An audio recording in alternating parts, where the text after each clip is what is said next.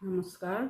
सत्य भक्ति चैनल सुनने वाले सभी लोगों का बहुत अभिनंदन है, बहुत आभार है। देखिए, कल है एकादशी, देव उठावनी एकादशी, और कल तुलसी जी की भी पूजा की जाएगी। और देव उठावनी जो है वो भगवान नारायण 4 महीने से विश्राम में थे, एकार्णव निद्रा में रहते हैं भगवान नारायण। तो आज उसी के बारे में बताएंगे कि कल जो है वो भगवान नारायण जागृत होंगे। तो आप लोगों ने कैसे उनको जगाना है, कैसे पूजा आराधना करनी है, उसके बारे में बताएंगे। कहते हैं कि कान से भगवान का श्रवण, नाम, गुण और लीला का वाणी से कीर्तन और मन से मनन करना चाहिए, जो कि सबसे उत्तम रीति की भक्ति है। मतलब जिस वस्तु को आंखों से नहीं देखते, उसे सुनने, आंखों से नहीं देखते हैं, सिर्फ सुनते हैं उसके बारे में, तो बार बार मन में विचार चलता है और उसको देखने का मन करता है। तो इसलिए भगवान श्रवण करने से मन में ईश्वर की पूजा पाठ की इच्छा उत्पन्न हो जाती है। क्योंकि आप जब जब बार बार वीडियो सुनते हो, भजन सुनते हो, या भगवान का कथा कीर्तन कहीं चल रहा होता है, आप अगर उसको सुनते हो तो आपके मन में धीरे धीरे रुचि उत्पन्न हो जाती है कि भगवान किधर है, लाओ हम भी पूजा कर लें, लाओ हम ये कर लें। इसलिए श्रवण का बहुत बड़ा महत्व होता है। यही सबसे उत्तम भक्ति होती है। मतलब जिस वस्तु को आंखों से देखा ही नहीं है, सिर्फ सुनने से उसे पाने की लालसा हो जाती है। ये तो सभी के साथ है, किसी भी चीज़ के बारे में। सिर्फ ईश्वर के लिए है ऐसा नहीं है। ये तो हम जिस चीज़ के बारे में बार बार सुनेंगे, चाहेंगे, तो उसको हमें पाने की मन में इच्छा उत्पन्न हो जाती है। इसलिए भगवत श्रवण करने से मन में ईश्वर की पूजा पाठ की इच्छा जो है वो बहुत बलवान हो जाती है। इससे हमेशा भला ही होता है, क्योंकि आखिरकार मनुष्य जीवन का धर्म तो वही है। तो भगवान की पूजा, उनके नामों का जप, उनके गुण रूप विलास और उनके नामों का जो सुनता है, या कहा जाता है कि मन ही मन उसको जपता है, उसी को मनन भी कहा जाता है। जो कहते हैं ना, ईश्वर प्राप्ति के साधन में चिंतन है, मनन है, श्रवण है। तो उस चीज़ों में जो आपको बार बार सुनने से, जो हम बार बार जप करते हैं, या बार बार कथा, कोई सत्संग सुनते हैं, कथा पाठ सुनते हैं, तो बार बार मन में, अगर हम ज़्यादा बार सुनने लगते हैं उसको, तो मन में इच्छा उत्पन्न हो जाती है कि अब हम ईश्वर की क्या चीज़ तरीके से हम भी उनको मनाएं, हम उनको रिझाएं। तो जब मन में ये इच्छा उत्पन्न हो जाती है तो उसी को मनन कहा जाता है, जब आपके मन में ईश्वर का विचार चलने लगता है। ऐसे ईश्वर भक्ति में मन रमने लगता है, और की हुई पूजा पाठ, जो भी आप किसी कामना के लिए करते हो, आपकी कोई काम अटके हुए हैं, आपकी पूजा नहीं हो रही है सिद्ध, और आपने सोचा कि हमारी ये पूजा पाठ पूरी हो जाए, या हम इस तरह से इसका पाठ कर रहे हैं, कथा कर रहे हैं, या जो भी तरह से आप आराधना कर रहे हो, तो आप जिस मनोकामना को लेके वो करते हो, वो मनोकामना धीरे धीरे पूरे होने लगती है। भगवान का जो साकार विग्रह होता है, साक्षात साकार भगवान ही हैं उसे। ईश्वर की जो मूर्ति घर में रखी हुई होती है, उसमें जब भगवान की आप भावना कर लेते हो, और आपकी भावना पूजा करते करते मजबूत हो जाती है, जब आपको लगने लगता है ये मेरे भगवान हैं, और उसी भक्ति से करना आपको, जब वो पूजा बहुत आसान हो जाती है, तब जो है भगवान सच में उसमें वास करने लगते हैं। आपकी भावना से भगवान का जो शालिग्राम होता है, या जो शिवलिंग होता है, देखा होगा मंदिरों में शिवलिंग, सभी को पता है, तो वो भगवान के निराकार रूप को दिखाया गया है कि भगवान निराकार स्वरूप में जब होते हैं तो ये उसका प्रतीक है। और जब भगवान साकार स्वरूप में आते हैं तो वो जो है भगवान का श्री विग्रह है, जिसकी हम पूजा करते हैं। दोनों में कुछ अंतर नहीं है ज़्यादा, आप चाहे इसकी करें चाहे उसकी करें, सिर्फ भावना का अंतर है। ये है कि हम लोग जिसकी सरलता, हमारी सरलता के लिए भगवान ने अपने साकार स्वरूप को प्रदर्शित किया, कि जैसे हमारे हाथ पैर हैं, हम बोलते हैं, बात करते हैं, चीज़ें करते हैं, मनुष्य का शरीर धारण किया, तो ऐसे ही भगवान ने हमारे लिए, हम पर कृपा और अनुग्रह करने के लिए भगवान ने विग्रह में वो साकार स्वरूप धारण किया, ताकि मनुष्यों को आराम हो जाए। और भगवान के जो निराकार स्वरूप होता है उसकी आराधना करना अगल मुश्किल लगता है, क्योंकि हम हमेशा अपने से समानता ढूंढते हैं। हम उन जैसा खुद पहनते ओढ़ते हैं ऐसे ही हम ईश्वर के बारे में कल्पना करते हैं। तो ऋषि मुनियों के उसी भाव को दर्शाने के लिए और भगवान ने अपने स्वरूप को मनुष्य स्वरूप में धारण किया। भगवान धरती पर बार बार मनुष्य रूप में आए भी, और उनके उस स्वरूप से उन्होंने बड़े बड़े महान ऋषि मुनियों को दर्शन भी दिया, ताकि हमारे लिए उनकी पूजा आराधना करना आसान हो जाए। जब आप साकार विग्रह की पूजा करते हैं तो उनका स्नान कराते हैं आप उनको। भगवान का श्रृंगार बहुत ही महत्वपूर्ण होता है। जिस तरह से आप अपना स्नान करते हो, अपना खुद का श्रृंगार करते हो, सभी लोग करते हैं कम या ज़्यादा, लेकिन सबको पसंद होता है श्रृंगार करना, स्त्री हो या पुरुष हो, सभी सजते संवरते हैं। तो इसी तरह से ईश्वर का जो विग्रह होता है उसका भी हम स्नान कराते हैं। आप उनको क्या बोलते हैं, उनका मुंह धुलाते हैं, फिर उनको कभी जैसे आप दिन बना लेते हो हफ्ते में कि यह आपको हफ्ते में एक बार स्नान कराना है, या आपको 10 दिन में एक बार कराना है, जैसे भी आप उसका नियम बांधते हो, या आपको प्रतिदिन कराना है, तो आप उस तरह से ईश्वर को भी मनुष्य की तरह ही देखते हुए उनका स्नान कराते हो। उनको फिर पूछ करके उनको वस्त्र अच्छे अच्छे धारण कराते हो। हमेशा आवश्यक नहीं होता कि हमको नवीन वस्त्र धारण कराओ। आपके पास जो भी आपने ले रखे हैं वस्त्र उनके, आप उनको पहनाओ, क्योंकि भगवान के वस्त्र कभी मैले नहीं होते हैं, क्योंकि भगवान के स्वेद नहीं होता है।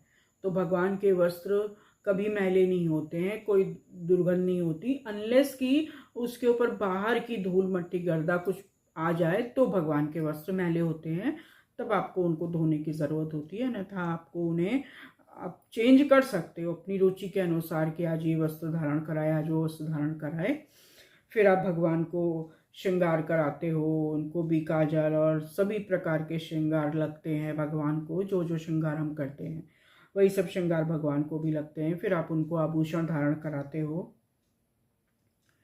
तो इतना सब करते हैं, तो ये सब भी बहुत महत्वपूर्ण होता है। ये आपका पूजा और तपस्या में ही माना जाता है। जो आप भगवान की जो सेवा करते हो, जैसे नारायण को श्रृंगार बहुत प्रिय है, महादेव जी को जल का अर्चन प्रिय है, ऐसे ही अलग अलग देवी देवताओं की अलग अलग विधि होती है प्रसन्न करने की, पर वो भी आपकी पूजा पाठ में ही मानी जाती है और उससे भी आपकी तपस्या ही माना जाता है। अब बताते हैं कि कल की तुलसी विवाह और एकादशी का महात्म क्या है। जब जैसे कल भगवान नारायण जागृत हो रहे हैं, एकार्णव से बाहर आ रहे हैं अपनी निद्रा से, तो भगवान को मधुर मधुर गीत सुनाकर या घंटी की ध्वनि बजा करके भगवान को जगाना होता है। फिर भगवान को जगाकर आप उनकी पंचोपचार पूजा करिए। पंचोपचार पूजा करके भगवान को भोग आदि अर्पित करिए। और भगवान जो तुलसी जी हैं, ये कथा उस समय की है जब देवी तुलसी से भगवान उनके पति का रूप बनाकर मिले थे।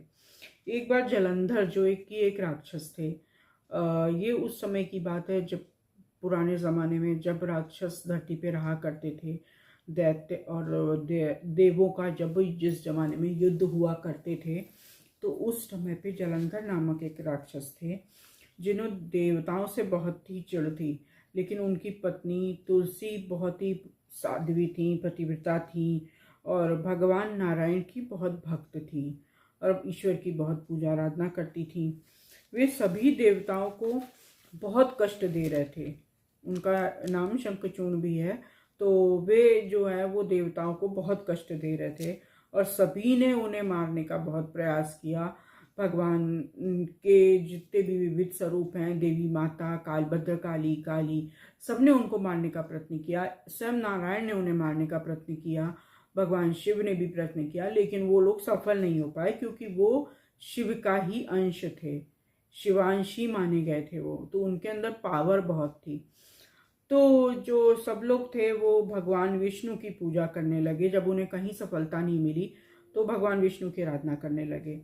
तब भगवान विष्णु से कहे कि जाकर के अपनी जब परेशानी बताई तो भगवान विष्णु ने कहा कि जो जलंधर है उनकी पत्नी वृंदा, जिनका नाम तुलसी है, वो बहुत ही पतिव्रता भी हैं, साध्वी भी हैं, जिसके कारण वो उनके पति बाहर भले ही आतंक मचाते रहे हों, परंतु वो बहुत ज़्यादा पूजा पाठ करती हैं, जिनके पाठ के तप की शक्ति उनके पति का रक्षा कवच बन जाती है, उनके पति की रक्षा करती है।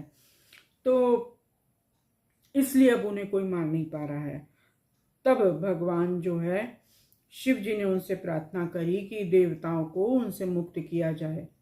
तब प्रभु जलंधर का रूप बना करके तुलसी के पास पहुंचे। तुलसी ने सोचा कि पति वापस लौट आए हैं। पति को आया देखकर बहुत पूजा पाठ करा, उनका सब विधिवत उनका सत्कार किया, बहुत सी बातें की, उसके बाद रमण किया। तब तुलसी को उनके सामर्थ्य, सुख और आकर्षण से प्रतीत हुआ कि ये उसके पति नहीं है। तुलसी को शक हो गया, तो तुलसी ने उन्हें बहुत डांटा और कहा कि वो कौन है, अपना असली परिचय दें। और प्रभु ने तब अपना स्वरूप दिखा दिया एकदम से। तुलसी बहुत क्रोधित हुई और बोली, तुमने माया के द्वारा तुलसी का शील भंग किया है। वो ऐसा प्रभु पे क्रोधित हो गई और बोलने लगी कि तुमने माया ऐसी रच दी थी कि उसमें वो तुलसी फंस गई और उनको सच्चाई पता नहीं चल पाई और उनका शील भंग हो गया। तुम्हारे अंदर दया नहीं है, तुम पाषाण हो, और उनका पतिव्रत धर्म भंग हो गया। तो उनको ऐसा लगा कि निश्चय ही उनके स्वामी अब जीवित नहीं होंगे, क्योंकि युद्ध में उनको हराने के लिए ही सारी योजना बनाई गई होगी। तो उन्होंने विष्णु जी से कहा कि तुमने पाषाण का स्वरूप होकर ये कार्य किया है, पत्थर की तरह तुम्हारे हृदय में दया भावना नहीं है, करुणा नहीं है, तो तुम पत्थर ही हो एक तरह से। फिर वो बहुत विलाप करने लगी और बिलखने लगी कि उनका धर्म भ्रष्ट हो गया और उनके पति का हश्र अच्छा नहीं हुआ, और दुखी हो गई बहुत। तब भगवान जो शिव जी हैं वो दयालु हैं अत्यंत, और भगवान शिव उनके इस विलाप को सुन करके भक्त वत्सलता के कारण प्रकट हो गए और फिर बोले कि वृंदा, दुख मत करो, तुमने जिस मनोरथ को लेकर तप किया था ये उसी का फल है। भला ये गलत कैसे हो सकता है, क्योंकि ये तो ईश्वर ने किया है ना। भला तपस्या नष्ट कभी कैसे किसी की होती है। तुमने जो इतने कठिन व्रत का पालन किया, तुमने जो इतने वर्षों भगवान की आराधना करी, और जो भी तुम्हारे मन में इच्छा थी उसको पूर्ण करने के लिए ही ईश्वर ने ये लीला रची है। ये पूरी लीला है, और अब तुम इस शरीर को त्याग करके दिव्य स्वरूप को धारण करो, क्योंकि तुम्हारा इस जगह पर धरती पर रहने का कार्य पूर्ण हुआ है। और दिव्य देह धारण कर लो और लक्ष्मी के समान होकर नित्य वैकुंठ में श्री हरि के साथ निवास करो। तुम्हारा ये शरीर जहाँ तुम छोड़ोगी वो एक नदी बन जाएगा। ये नदी भारतवर्ष में गंडकी नदी के नाम से प्रसिद्ध होगी। कुछ समय बाद शिव जी के वरदान से तुलसी का स्थान देव पूजन में प्रधान हो जाएगा। भगवान श्री हरि की पूजा तुलसी के बिना पूर्ण नहीं होती है। सभी को पता है भगवान श्री हरि को तुलसी अत्यंत प्रिय है, तो उनके भोग पदार्थ, जल आदि सब में तुलसी छोड़ी जाती है, और भगवान नारायण तभी उस भोग को स्वीकार करते हैं जब उसमें तुलसी होती है। तो ये भगवान शिव ने उन्हें वरदान दिया और कहा कि पुष्पों में श्रेष्ठ तुलसी वृक्ष बनोगी तुम वैकुंठ में दिव्य रूप, दिव्य तरह की शक्तियों से युक्त धर करके देवी बनकर रहोगी, और तुम्हारी ये देह जो नदी बनी होगी वो पुण्य प्रदान करने वाली होगी, और श्री हरि के अत्यंत ही पुण्य प्रदान करने वाले अंशभूत लवण सागर, जो धरती पे बह रहे हैं लवण सागर, उनकी पत्नी बनेगी। तो श्री हरि तुम्हारे श्राप से पत्थर रूप धारण करके भारत की जो गंडकी नदी है उसके निकट ही निवास करेंगे हमेशा, क्योंकि तुलसी ने ही उन्हें श्राप दिया था पाषाण होने का। वहाँ तीखी डालों वाले भयानक कीड़े होंगे, और कीड़े उस पत्थर को निरंतर काटते रहेंगे।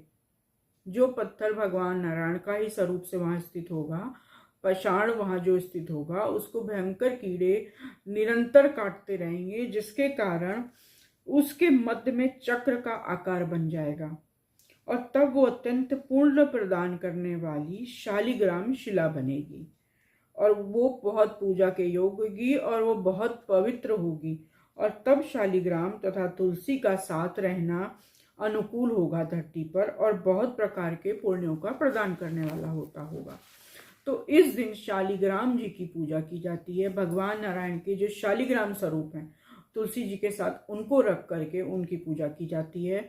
अगर आपके पास साथ में शंख है तो आप शंख को भी वहाँ पर रख सकते हैं और उन तीनों की एक साथ पूजा करनी चाहिए। इसको करने से बहुत ही शुभ फल मिलता है।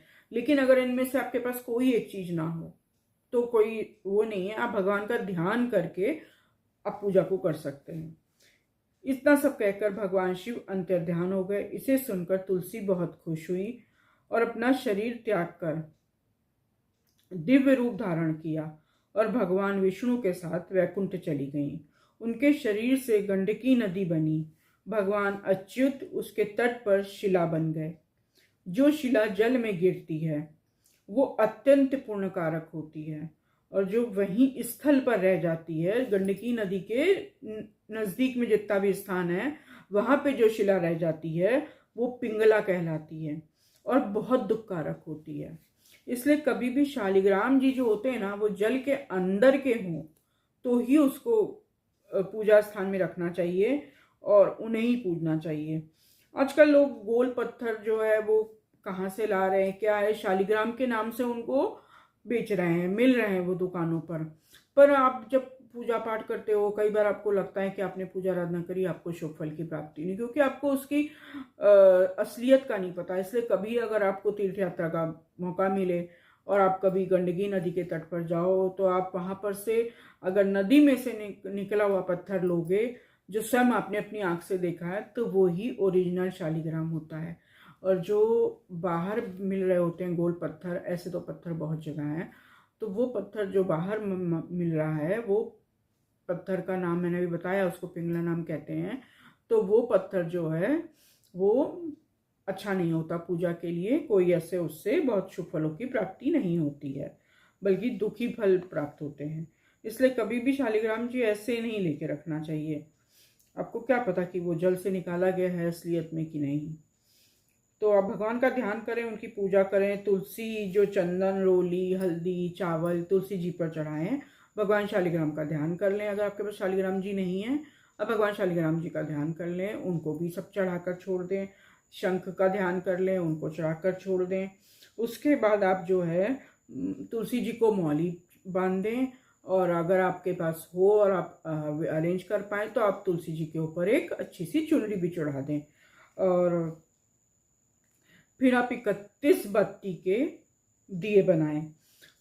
जैसे कि आपने 5 दिए बना लिए, 6 दिए बना लिए, अब सब में आप 5-5, 6-6 करके 31 बत्तियां डिवाइड कर दीजिए। उसके अंदर बांट के आप लगा दीजिए और तुलसी जी के पास में और उसमें तेल का दीपक लगा दीजिए और एक दिया आप बनाइए घी का। तो इस तरह से जो है करते हैं जब, तो उससे कार्तिक मास की पूजा का फल मिल जाता है। लेकिन अब आजकल कुछ लोग जो है वो 365 बत्तियां भी बना रहे हैं, वो आपकी अपनी श्रद्धा है। देखिए, क्योंकि मुझे नहीं लगता कि वर्ष भर आपने जो चीज़ नहीं करी है उसका पुण्य आप एक दिन में प्राप्त करने के लिए दौड़ पड़ो।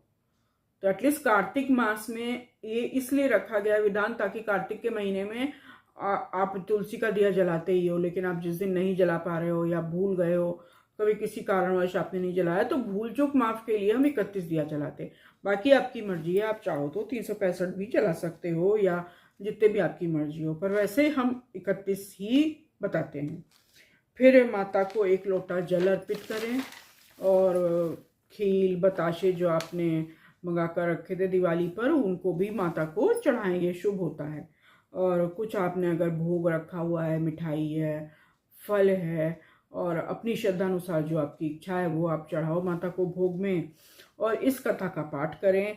ये भगवान विष्णु के भोग और मोक्ष को प्रदान करने वाली कथा है। ये पुण्य प्रदान करने वाली है, कामनाओं को पूरा करने वाली है। इस कथा को सभी सुहागिन महिलाओं को तो अवश्य करना चाहिए। आप चाहे इसका पाठ करें माता के आगे दीपक लगा करके, आप चाहे जो है वीडियो में चला कर रख लें कथा, और सामने लगा के रख लें और कथा सुनते रहें, और कथा सुनकर आप माता रानी को भोग प्रसाद सब अर्पित कर दें। और इस तरह से माता तुलसी का पूजन हो जाता है। जिन लोगों को ज़्यादा विधि विधान नहीं आता उनकी भी पूजा पूर्ण मान ली जाती है। ये एकदम सिंपल और सीधा तरीका है पूजा करने का, बहुत झंझट नहीं है इसमें और बहुत लंबा चौड़ा विधि विधान नहीं है आपका। आप आसानी से जहाँ कहीं भी रहते हो, हमारे गांव में जो बहनें रहती हैं या जो भी बहनें शहर में भी रहती हैं और जो बहुत ज़्यादा विधि विधान नहीं जानती हैं, तो परेशान होने की कोई बात नहीं है। आप इस तरह से पूजा करिए, ये पूजा भी आपकी मानी जाती है और आपके लिए शुभ फलदायक होती है। आज के लिए बस इतना ही। अगर आप लोग को वीडियो अच्छी लगती हो तो प्लीज़ लाइक करिए, सब्सक्राइब करिए और शेयर भी ज़रूर करिए और कमेंट ज़रूर दिया करिए, ताकि हमको पता चलता रहे कि आप लोगों के लिए ही तो हम वीडियो बनाते हैं। तो कल देखिए, जब जैसे ही ये तुलसी जी का ये पूजा आया और भगवान नारायण की एकादशी आई, तो हमने सोचा कि हम वीडियो आज ही बना दें ताकि आप लोगों को कल पूजा से पहले ये वीडियो मिल जाए। कल पूजा सुबह से लेकर शाम तक है, आप किसी भी समय करते हैं और इसमें व्रत का विधान नहीं होता। बाकी आपके अपने अपने शहर का और अपने घर का जो रिवाज हो आप उस तरह से करें, लेकिन आप पूजा सुबह और शाम कभी भी कर सकते हैं, इसमें कोई दोष नहीं है। आप चाहें तो आप फलाहारी का व्रत रख लें, अगर आप शाम को पूजा करने वाले हैं तो मतलब 6 बजे से पहले आप ये पूजा कर लें। दिन में आप कभी भी करें, कोई नहीं है।